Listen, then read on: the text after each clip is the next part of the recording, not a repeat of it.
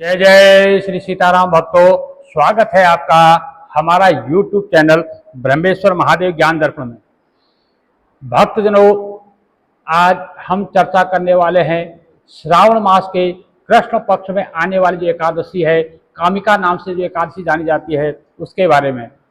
ये एकादशी कब मनाई जाएगी, एकादशी तिथि कब से प्रारंभ हो रही है और इसका व्रत कब रहेगा, इसका पारना का समय क्या रहेगा, ये सब हम बताने वाले हैं। भक्तों, यदि आप हमारे चैनल पर नए हैं तो इसको सब्सक्राइब कर लीजिएगा। वीडियो आपको अच्छी लगती है तो इसको लाइक कीजिए, ज़्यादा से ज़्यादा लोगों तक शेयर कीजिएगा। भक्तों, एकादशी का जो व्रत है वो 31 जुलाई 2024 बुधवार को मनाया जाएगा। ये एकादशी जो है कामिका नाम से जानी जाती है। एकादशी तिथि का जो प्रारंभ है वो 30 जुलाई मंगलवार शाम के समय 4:45 से जो है एकादशी तिथि प्रारंभ हो रही है, जो 31 जुलाई 2024 बुधवार को शाम को जो मध्याह्न काल में जो है 3:56 पे जो है एकादशी तिथि संपन्न हो रही है। तो एकादशी का जो व्रत है वह द्वादशी युक्त किया जाता है, इसलिए 31 जुलाई 2024 को ही जो है कामिका का व्रत किया जाएगा। तो द्वादशी तिथि का प्रारंभ जो है 31 जुलाई 2024 को शाम को 3:56 से शुरू हो जाएगा द्वादशी तिथि का प्रारंभ। तो पारना का जो इसका समय रहेगा वो रहेगा 1 अगस्त 2024 को सवेरे 5:42 से लेके 8:12 के अंदर जो है एकादशी तिथि का जो पारना का समय रहेगा। इसके पारना के लिए जो है आप तुलसी दल लेकर के या जो है फल लेकर के या चावल का दाना लेकर के या भगवान को जो है खिचड़ी का भोग अर्पण करके या खिचड़ी का भोग लगा करके उससे जो है व्रत का पालन किया जाता है। भक्तजनों, यदि अगले दिन जो है प्रदोष का व्रत भी रहेगा, यदि आप प्रदोष का व्रत करते हैं या गुरुवार का व्रत करते हैं तो जो है उस दिन आपको जो व्रत जो है सिर्फ फल या तुलसी दल से खोलना होगा। तो उस दिन जो है आपको अन्न का सेवन नहीं करना होगा।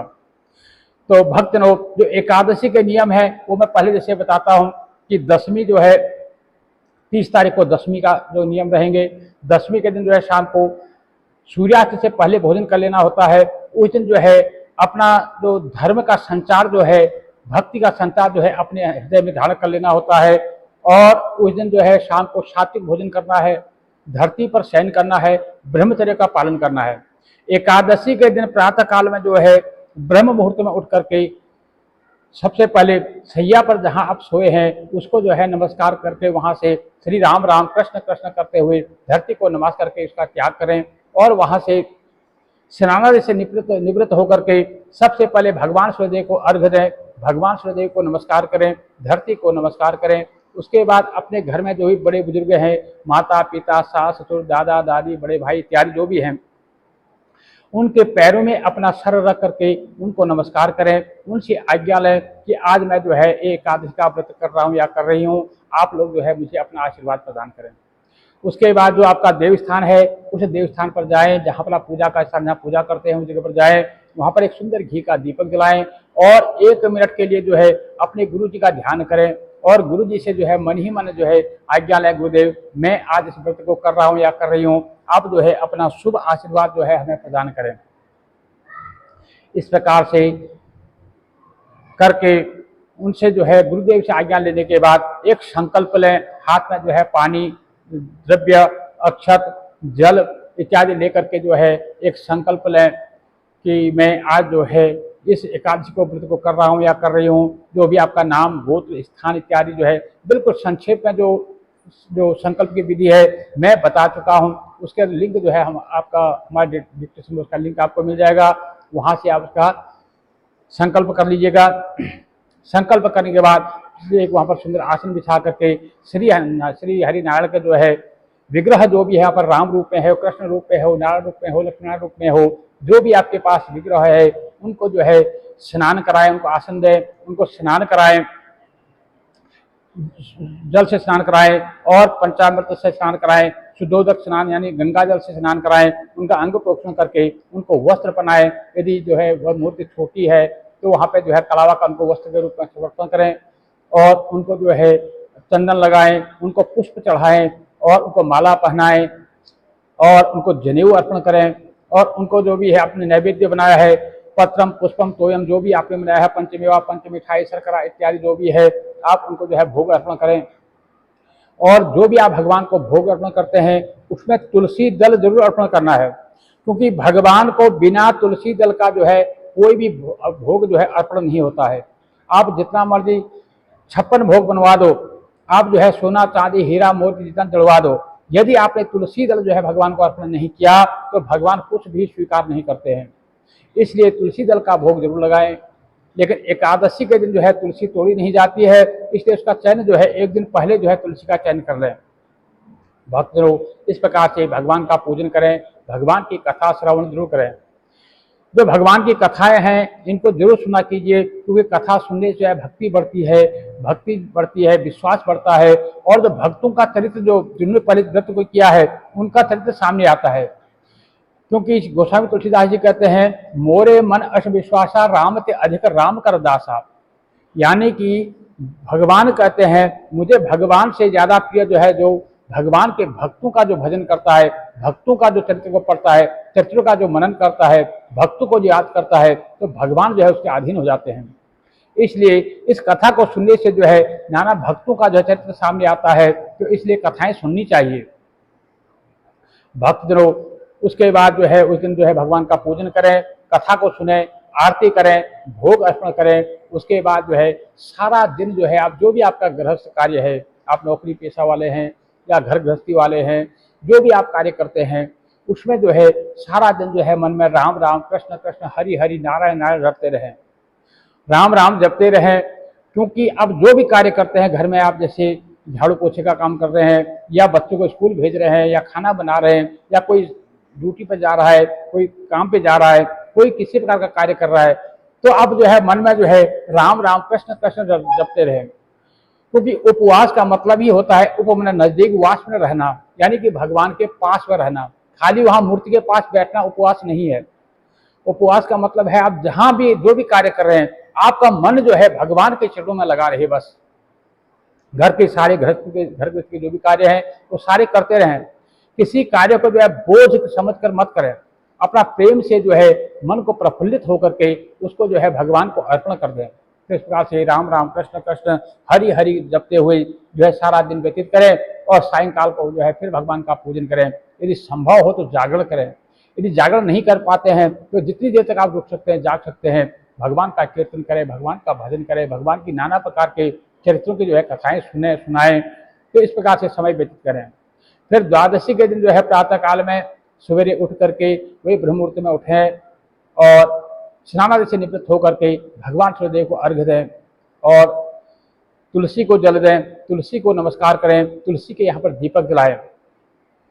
एकादशी के दिन भी जो है तुलसी को दीपक जलाना है, तुलसी को जो है जल इत्यादि देना है, तुलसी को नमस्कार करना है और तुलसी का जो पूजन जो है एकादशी के दिन भी करना है, द्वादशी के दिन भी करना है। और इस प्रकार से जो है भगवान को उसका पूजन करके भगवान को भोग अर्पण करें। यदि आपका कोई व्रत है उस दिन तो आप जो है फल से भगवान का तुलसी दल से उनको भोग अर्पण करके जो है अपना व्रत जो है तुलसी का पत्ता या फल इत्यादि जूस इत्यादि लेकर के व्रत खोल लीजिएगा। और यदि व्रत नहीं है तो भगवान को खिचड़ी इत्यादि का भोग लगा करके उससे जो है भगवान का अपना व्रत खोलिए। नहीं तो एक दाना चावल का मुंह में डाल करके आप व्रत को खोल सकते हैं। व्रत को पालना करने से पहले जो है ब्राह्मण भोजन जो है बहुत अति आवश्यक बताया गया है। तो ब्राह्मण भोजन के लिए व्यवस्था सुबह नहीं हो पाती है तो आप जो है ब्राह्मण के लिए सीधा जिसको बोलते हैं उनके भोजन के निमित्त जो है अन्न जो है आप निकाल सकते हैं, वस्त्र आप उनको दे सकते हैं। एक संकल्प, छोटा संकल्प करके अन्न वस्त्र द्रव्य रख करके जो भी आपकी श्रद्धा हो जितना भी है वो ब्राह्मण के निमित्त निकाल करके वो ब्राह्मण को अर्पण कर सकते हैं। और यदि ज्यादा व्यवस्था ना हो, कम से कम एक ब्राह्मण का एक समय का भोजन का तो दान जरूर होना ही चाहिए। दक्षिणा सहित जो है इतना दान जो है करना चाहिए, क्योंकि किसी भी व्रत का फल पूर्ण रूप से तभी मिलता है जब हम उस व्रत के बाद कोई ना कोई जो दान करते हैं तो दान करने के बाद ही जो है उसके पूर्ण फल की प्राप्ति होती है। क्योंकि कलयुग में दो ही चीज बड़े हैं कि एक है राम का नाम और दूसरा है दान। बाकी तो जो है इस कलयुग में जितने भी तप तपस्या इत्यादि कुछ हो नहीं पाता है। इसलिए दो ही चीज ऐसे है कि कलयुग केवल नाम आधारा, सुमिर सुमिर न उतर ही पारा। कलयुग में जो है इस पार पाने के लिए, इस भवसागर से पार करने के लिए दो ही चीजें हैं, एक तो दान है, दूसरा राम का नाम है। तो इसलिए इनको जितने समीप रह सकते हैं, जितना कर सकते हैं उतना करते रहना चाहिए। भक्त लोग इस प्रकार से त्रयोदश जो द्वादशी का कार्य करने के बाद, उसके बाद जो है आप अपना व्रत को खोलिए। तो कथा जो है वो इस प्रकार से मैं आपको कथा सुनाने जा रहा हूँ, जो कथा भी मैं संक्षेप में सुनाता हूँ। इस कथा को जो है ज़्यादा से ज़्यादा सुनिए और लोगों को भी आगे सुनाया कीजिए। तो इन कथाओं को जितना सुनने का फल है उतना ही जो है आगे सुनाने का भी फल है। इसलिए ज़्यादा से ज़्यादा लोगों तक इस कथा को पहुँचाइए। यदि किसी कारण से आप व्रत नहीं रख पा रहे हैं तो उस दिन जो है आप जूस इत्यादि लेकर के भी जो है रह रहे हैं, तो भी जब कथा तो जरूर सुना कीजिए। यदि आप जो है अन्न खा रहे हैं, मतलब किसी प्रकार से आप व्रत नहीं ले पा रहे, व्रत लेने में समर्थ नहीं है, तो भी जो है इस एकादशी के महत्व की कथा को जरूर सुनना चाहिए। क्योंकि इस कथा को सुनने से ही जो है मनुष्य के सारे पापों का जो है क्षय हो जाता है। तो इसकी कथा से आगे विदित हो जाएगा। भक्त लोग, कथा जो है इस प्रकार से है, जो श्रावण मास के जो कृष्ण पक्ष की जो एकादशी है, भगवान श्री कृष्ण जी से जो है धर्मराज जी बोलते हैं कि हे महाराज, हे भगवान, आपने जो है आषाढ़ मास के शुक्ल पक्ष की देवशयनी एकादशी थी, उसका महत्व विस्तार से हमें कहा। अब हमें जो है आषाढ़ मास के कृष्ण पक्ष की जो एकादशी है उसका नाम कहिए। हे गोविंद, उसका क्या नाम है, वो जो है किस नाम से उसका जो करने का विधान क्या है, वो उससे जो है मेरी सुनने की इच्छा हो रही है। तो श्री कृष्ण जी बोले कि हे राजन सुनो, ये जो एकादशी है ये कामिका नाम से जानी जाती है। ये जो है सारे पापों का नाश करने वाली है। मैं इस व्रत के फल को सुनता हूँ, आप सुनिए। इसको जो है आपसे पहले जो है नारद जी ने भी इस व्रत के महत्व को सुनना चाहा, तो उन्होंने जो है श्री पितामह ब्रह्मा जी के पास गए और ब्रह्मा जी से उन्होंने अनय विनय करी कि भगवान, हे कमलासन, श्रावण के कृष्ण पक्ष की कौन सी एकादशी है, उसका क्या नाम है और उसके कौन से देवता हैं, उसकी क्या विधि है, उसका क्या पुण्य है, ये विस्तार से हमें बताओ। तो ब्रह्मा जी बोले कि हे नारद जी, लोगों सुनो, आपने जो है लोगों के हित के लिए, लोगों की भलाई के लिए इस प्रश्न को किया है, इसलिए आप इस कथा को सुनो और आगे जो लोग इस कथा को सुनेंगे उनके पाप जो है, उनका पाप जो है नाश हो जाएंगे और उनको जो है बात यज्ञ का फल की प्राप्ति होगी। तो ब्रह्मा जी हैं, बोले कि हिनाजी सुनो, जो श्रावण मास के कृष्ण पक्ष में जो है कामिका नाम से जो एकादशी है, उसके जो है सुनने मात्र से जो बाजपेयी यज्ञ की फल की प्राप्ति होती है। और उस एकादशी के दिन जो शंख चक्र गदा परिधान करने वाले त्रिभुवनपति भगवान वैकुंठाधिपति भगवान विष्णु का पूजन करते हैं, वो किसी भी रूप में हो, कृष्ण रूप में हो, राम रूप में हो या लक्ष्मण रूप में हो, जो भी उनका पूजन करता है, उनका ध्यान करता है, उस फल को सुनो।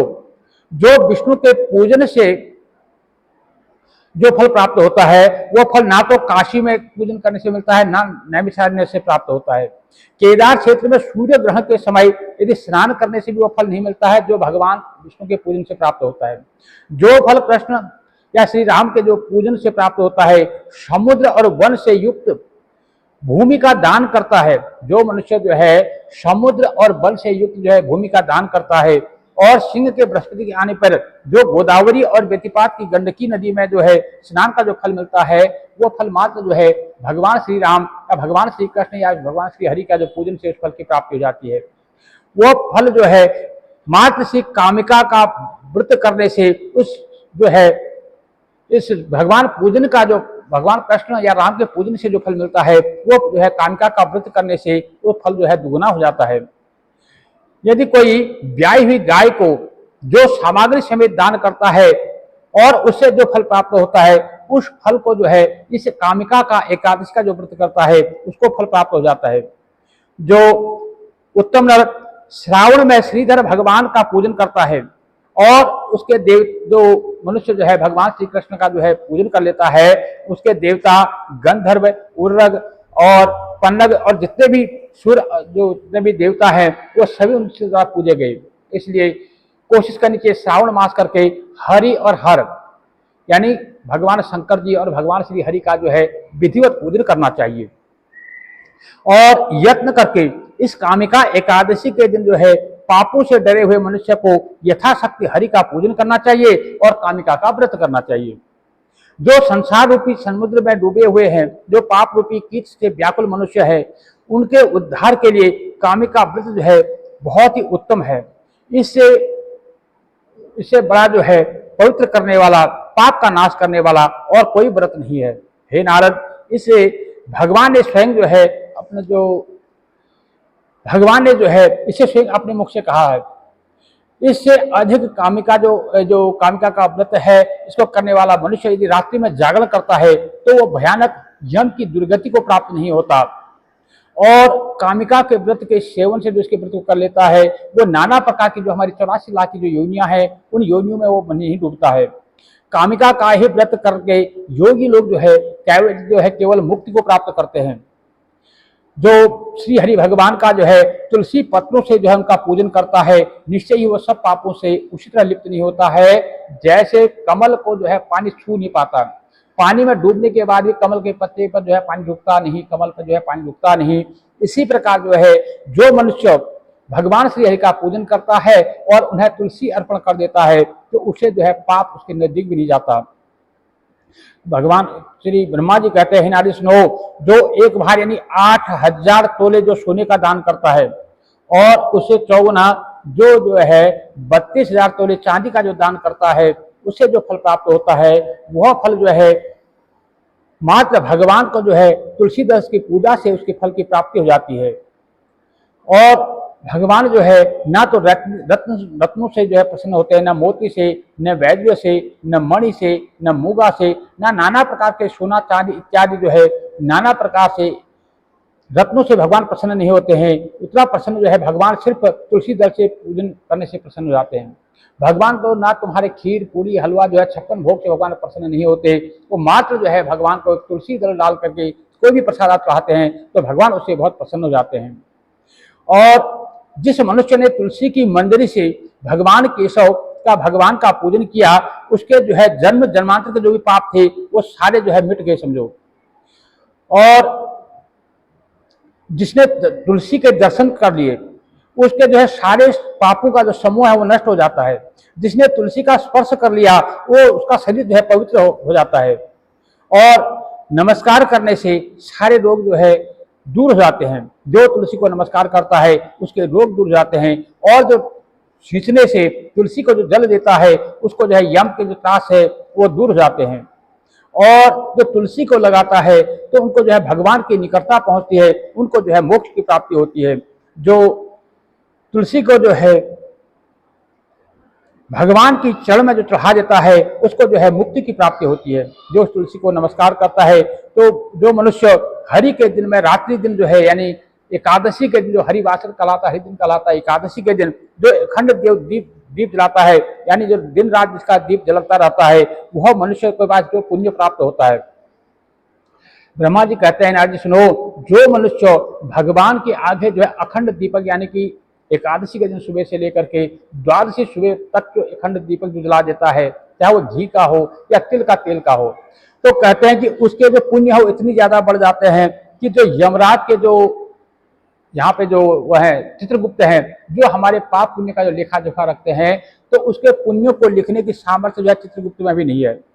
इसलिए एकादशी के दिन जो है भगवान के सामने, चाहे वो राम का विग्रह या कृष्ण का विग्रह या श्री नारायण हरि का नारायण का जो भी आपके पास विग्रह है, उनके आगे जो है आप दीपक जलाइए, चाहे तो घी का हो या तिल के तेल का हो। जो ऐसा दीपक जो जलाते हैं तो स्वर्ग में जो उनके जो पितृ हैं वो पितृ जो है तृप्त हो जाते हैं और वो जो अपने बच्चों को शुभ आशीर्वाद प्रदान करते हैं। तो वो तिल जो घी या तिल के तेल से जो दीपक मिल करके जो मनुष्य भगवान को अर्पण करता है वो जो सैकड़ों करोड़ों दीपकों से युक्त होकर के अंत में जो है बैकुंठ धाम यानी सूर्यलोक हो जाता है। तो ब्रह्मा जी बोले, हे नारद जी, मैंने तुम्हारे आगे इसकी महिमा कही, इस कामिका जो व्रत है इसकी महिमा कही, तुलसी की महिमा कही, भगवान के आगे जो है दीपक जलाने की महिमा कही। इसलिए जो पापों को हरने वाली यह एकादशी है, इसको जो है हर मनुष्य को हर संभव जो है इसको करने का प्रयास करना चाहिए। यदि किसी से जाने अनजाने में कोई ब्रह्म हत्या का किसी को पाप लगा हो, किसी से कोई भ्रूण हत्या हो गई हो, कोई बाल हत्या हो गई हो, तो उसको जो है व्रत जरूर करना चाहिए। वो जो है सारे पापों को नष्ट करके महापुण्य फल को देने वाली और स्वर्ग को स्थान देने वाली ये जो है एकादशी है। शास्त्र क्या कहता है, ब्रह्म हत्या अपहरणी भ्रूण हत्या विनाशिनी त्रिदिवस स्थानी दात्री चौ महापुण्य फल प्रदाह। यानी कि जो मनुष्य इस पुण्यदायी फल को करता है उसके जो ब्रह्म हत्या को हरने वाली है, भ्रूण हत्या का नाश करने वाली है, जाने अनजाने में से जो भी पाप बने पड़े हैं उन सारे पापों का नाश करते हुए अंत में मोक्ष को प्रदान करने वाली है। मनुष्य को चाहिए कि श्रद्धा समेत इसके महात्म्य को सुने। जो इसके खाली महात्म्य को सुन लेता है वो व्रत नहीं कर पाता है, भगवान का पूजन भी नहीं कर पाता है। मात्र वो खाली महात्म्य को सुन लेता है, इस कथा को सुन लेता है तो वो जो है विष्णु लोक को प्राप्त हो जाता है और उसके सारे पाप छूट जाते हैं, इसमें कोई संशय नहीं है। तो भगवान इतने दयालु हैं तो उनकी कथा जो है इतनी निर्मल है। जो इस कथा को सुनता है, जो उनके जो है जो भगवान का पूजन करता है, जो भगवान का दर्शन कर लेता है वो जो है निश्चित ही पुण्य को प्राप्त हो जाता है, इसमें कोई संशय नहीं है। इसलिए भक्तजनों मैं बार बार यही कहता हूँ, इस कथा को जो है आप खुद सुना कीजिए, अपने प्रियजनों को, बंधु बांधवों को ज्यादा ज्यादा इसको सुनाया कीजिए, क्योंकि कथाओं को सुनने का जो फल है वो अनंत है। क्योंकि हमसे पूजा पाठ में कहीं ना कहीं कोई जाने अनजाने में हमसे कभी कोई ना कोई पाप बन पड़ते हैं, क्योंकि हम इस कलयुग के जीव हैं। पाप होना संभव है। पापो हंग पाप कर्मा हंग पापात्मा पाप संभवो त्राहि मां पुंडरीकाक्षो सर्व पाप हरो भव।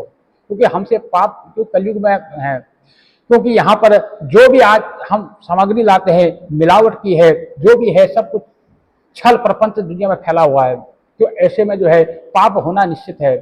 इसलिए हे भगवान अब हम आपकी शरण में हैं, यह कह करके जो है भगवान का जो है स्मरण करना चाहिए और कथाएं सुननी चाहिए, भगवान का नाम जपना चाहिए और कुछ ना कुछ जो है दान जो है करते रहना चाहिए।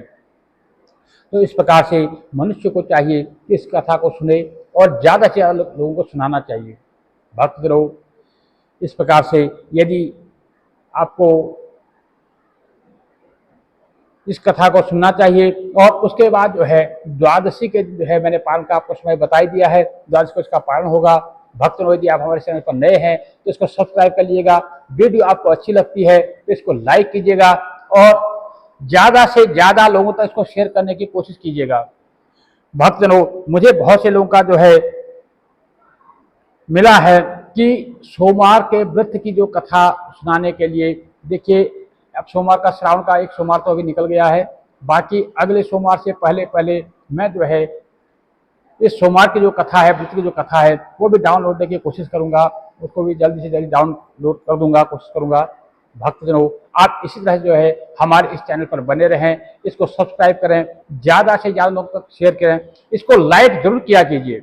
आप लाइक करते हैं तभी जो है हमारा प्रोत्साहन बढ़ता है। जय जय श्री सीताराम।